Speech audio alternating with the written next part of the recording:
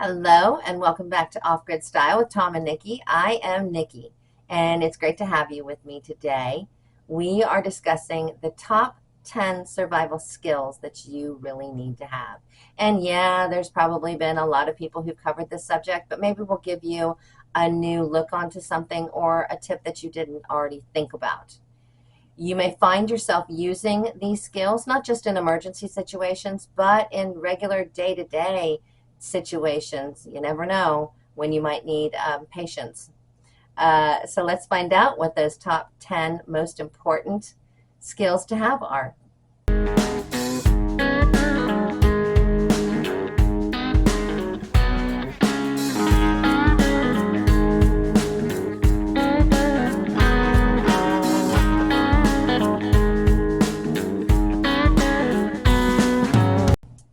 First up is shelter building.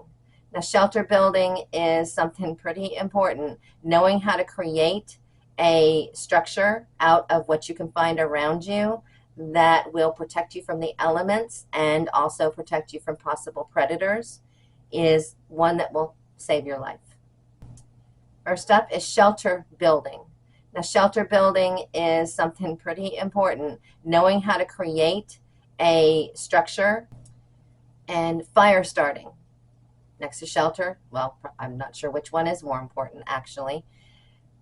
How to start a fire is a practical skill that everyone should have some knowledge of, but you need to practice trying a bunch of different ways because you'll never know what situation you're in or what you'll have at hand to use.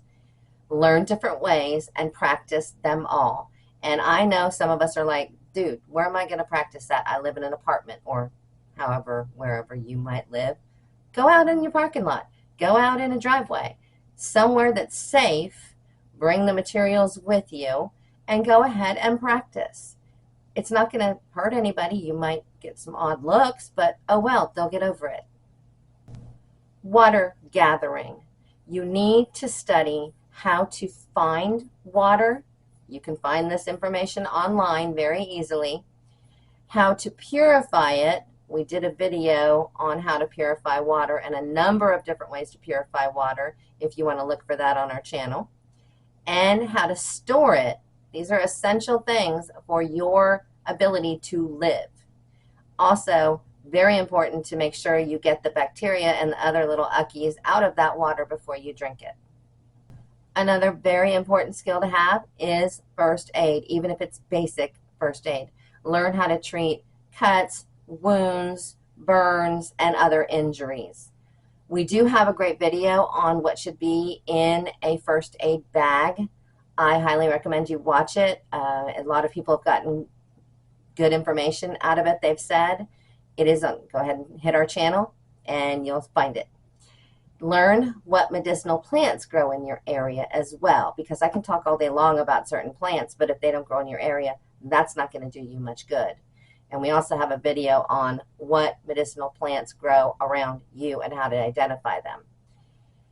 Yarrow, for example, grows from zone 3 to zone 9 naturally. It is everywhere. And it is a natural pain stopper, but also a styptic. And that means it slows or stops the flow of blood. So if you have somebody that has a cut or that kind of wound, you can take the yarrow, munch it up like this so you break it open and then mix it with some water, put it right on that wound, and it will slow down and stop the bleeding. You can also throw it in your water, heat it up, and pull the leaves out and drink it, and it will help with any internal injuries. This is another one that I just need to hold up a sign every time I say it so that I don't have to say it. You can just read it. Learn how to navigate without a phone. Learn how to navigate without an app on your phone. Very few people know how to do this anymore, unfortunately. You need to learn how to read a map, a real paper map, and you need to learn how to use a compass to find your way. Go somewhere you know that you're familiar with, and then practice with the compass to get you back to where you started or where you want to be. Don't use an app on your phone because it's quite possible the phone will be dead or the Internet is not working. Signaling for help, obviously this is kind of a situational thing. You wouldn't want to be signaling for help if you're kind of hiding from everybody else because the world's gone mad. But learn how to use mirrors and smoke to signal SOS signs. The mirror is great for catching the attention of anybody that is a long way off. Like, for instance, you can see a car or a plane. Go ahead and signal to them. They will be able to see you.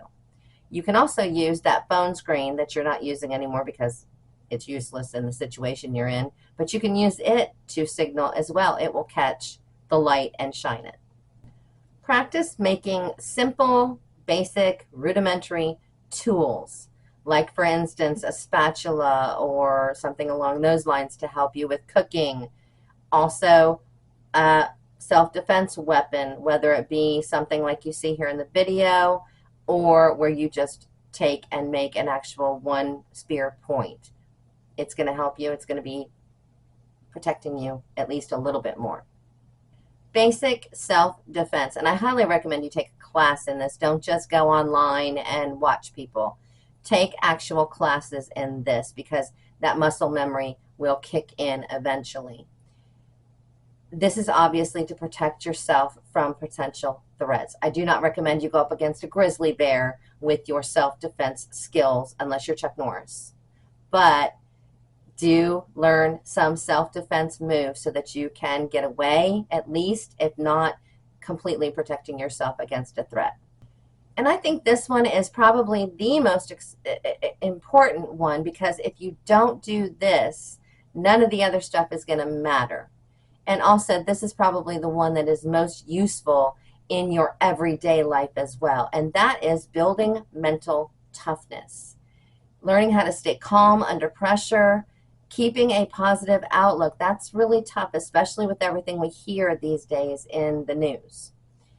It is essential for enduring challenges in survival situations and SHTF situations, whatever you're dealing with, to have these particular skills.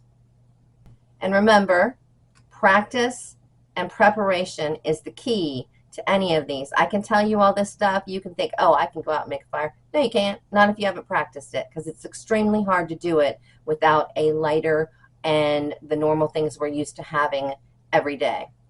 Know the surroundings you might find yourself in. In other words, if the SHTF and you've got to bug out, find where you're going to bug out to. If it has to be in the wilderness, check out your surroundings, see what's there, explore it, and see what you have available to you. If you can take courses in wilderness survival and training to get firsthand experience, that would be amazing. And I do know they hold them. I'm just not familiar with enough with who does hold them. I hope you appreciated the video. Thank you very much. And please subscribe, like, say hello to me. I always answer back. I hope you all have a good afternoon.